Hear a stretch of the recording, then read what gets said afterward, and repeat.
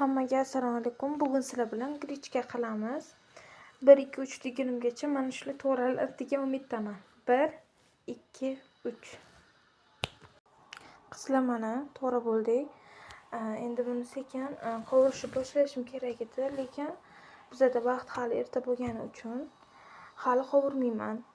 Prosta ertachidan tayyorlab qo'ydim. Keyingi reelsda iloji boricha videosini qo'yishga harakat qilaman. Prosta og'zaki aytib ketaman.